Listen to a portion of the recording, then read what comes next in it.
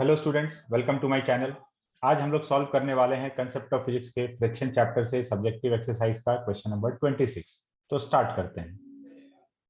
ये जो question number 26 है, ये एक्चुअली में 24 से यही सेम सिचुएशन चला आ रहा है। क्वेश्चन नंबर 24 में एग्जैक्टली यही डायग्राम था, यही बात पूछा गया था। फिर इस सिस्टम को क्वेश्चन नंबर 25 में एलिवेटर में डालकर वही चीज पूछा गया। अब इसमें क्या किया गया है कि ब्लॉक को चार्ज दे दिया गया है। द फोर्स क्यू किसको दिया गया है? ऊपर वाले ब्लॉक को।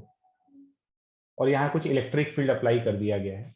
और फिर वही जो पार्ट ए में कैलकुलेट कराया गया था क्वेश्चन नंबर 24 और 25 में, वही चीज यहाँ पर पूछा जा रहा है। तो अब ये वाला जो सिचुएशन है, ये काफी कुछ क्वेश्चन नंबर 25 जैसा हो गया। 25 से काफी मिलता जुलता सिचुएशन हो गया।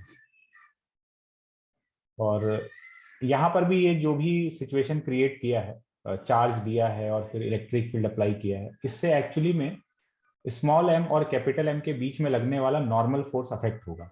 नॉर्मल फोर्स चेंज होगा तो वहां पर लगने वाले लिमिटिंग फ्रिक्शन का वैल्यू भी चेंज हो जाएगा।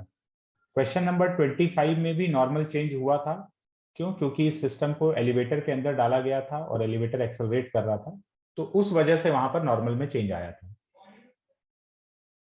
यहाँ पर रीजन अलग है, बट ये क्वेश्चन नंबर एकदम 25 जैसा ही हम लोग समझ सकते हैं। पढ़ते हैं एक बार क्वेश्चन क्या है। Consider the situation shown in figure. Suppose a small electric field E exists in the space in the vertically upward direction and the upper block carries a positive charge Q on its top surface. अब class 11 तक के syllabus में हम लोग ये electric field ये सब नहीं जानते हैं। क्लास 12 के चैप्टर में ये सब हम लोग पढ़ते हैं। पहला ही चैप्टर रहता है इलेक्ट्रोस्टैटिक्स, उसके उसी चैप्टर में ये इलेक्ट्रिक फील्ड और चार्ज से रिलेटेड कैलकुलेशन किया जाता है। बट यहाँ पर हिंट में दे दिया गया है कि कोई भी चार्ज है उसको इलेक्ट्रिक फील्ड में रख रहे हैं तो Q इंटू ई के बराबर फोर्स लग रहा है जिधर इलेक्ट्रिक फील्ड है उस डायरेक्शन में। तो बेसिकली ये बस इतना बोलना चाह रहा है कि हम लोग एक फोर्स अप्लाई कर दिए हैं Q इंटू ई के बराबर ऊपर वाले ब्लॉक पर। किधर? अपवर्ड डायरेक्शन में। जिधर इलेक्ट्रिक फील्ड है उधर ही फोर्स लग गया है।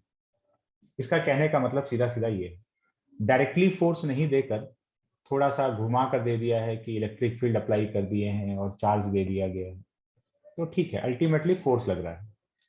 The friction coefficient between the two blocks is mu but the floor is smooth, what maximum force F can be applied without disturbing the equilibrium. Exactly वही 24-25 में जो चला आ रहा है। तो इस जगह पर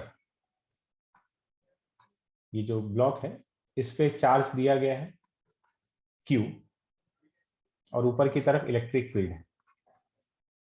तो उसकी वजह से इलेक्ट्रिक फील्ड की वजह से अभी जो भी इलेक्ट्रिक फील्ड होता हो हम लोग को उससे मतलब नहीं है। हम लोग को सीधा बोला कि इस पर Q इंटू ई फोर्स लगेगा अपवर्ड डायरेक्शन में। ठीक है, इतना फोर्स लग रहा है। कैपिटल M से इसके ऊपर नॉर्मल लगेगा और नीचे इसका वेट है mg।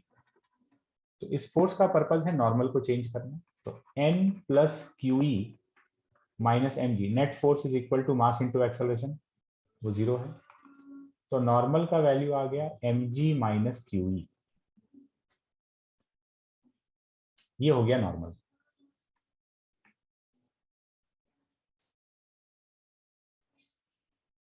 इसमें से m को अगर हम लोग कॉमन ले ले तो ये ऐसे लिख सकते हैं g minus Q E by N. और इस पूरे को थोड़ी देर के लिए g इफेक्टिव अगर बोल दें तो ये कुछ ऐसा दिखेगा m इंटू जी इफेक्टिव। तो फ्रिक्शन का maximum possible value F S maximum mu into N, तो mu into M into G effective. अभी बिल्कुल 25 जैसा है। 25 24 सब में एक ही चीज चल रहा है। तो ये फ्रिक्शन का लिमिटिंग वैल्यू आ गया। अब कितना यहाँ पे ये फोर्स अप्लाई करें मैक्सिमम, सो दैट यहाँ स्लिपिंग नहीं हो, इक्विलिब्रियम में रहे। तो एफबीडी हम लोग बना लेंगे और हम लोग बोलेंगे कि फ्रिक्शन जो है वो अपने लिमिटिंग वैल्यू पे पहुंच चुका होगा। हम लोग इतना फोर्स अप्लाई कर दिए हैं कि यहाँ जो फ्रिक्शन है वो लिमिटिंग वैल्यू तक रीच कर चुका है। और ज्यादा अगर यहाँ फोर्स अप्लाई कर दिए फिर तो स्लिपिंग हो जाएगा। तो यहां से टेंशन T, यहां से टेंशन T, लेफ्ट में पुल कर रहे हैं तो ये लेफ्ट में जाना चाहेगा, स्लिपिंग रोकने के लिए फ्रिक्शन आएगा राइट में, इस ऊपर वाले पे राइट में तो नीचे वाले पे लेफ्ट में। अब लिख लेते हैं इक्वेशन। अपर ब्लॉक पर इक्वेशन लिखेंगे F minus T minus F is equal to 0. So F minus T is equal to small f, ये फर्स्ट इक्वेशन। और यहां पर नीचे वाले ब्लॉक पर T minus F is equal to 0, तो टेंशन का वैल्यू फ्रिक्शन के बराबर, ये सेकंड इक्वेशन। यहां से T का वैल्यू उठाकर इसमें पुट कर देते हैं, तो F minus F is equal to छोटा f, तो कैपिटल F का वैल्यू 2 टाइम्स फ्रिक्शन, और फ्रिक्शन अपने लिमिटिंग वैल्यू पे लग रहा है कितना, mu m into G effective, तो ये हो गया 2 mu m into G effective. इतना फोर्स हम लोग मैक्सिमम अप्लाई कर सकते हैं।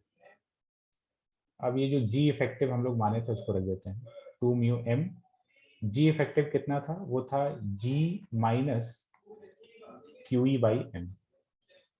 तो इतना हम लोग मैक्सिमम फोर्स अप्लाई कर सकते हैं सो दैट सिस्टम इक्विलिब्रियम में बना रहेगा। इससे ज्यादा अप्लाई करेंगे तो फिर स्लिपिंग स्टार्ट हो जाएगा।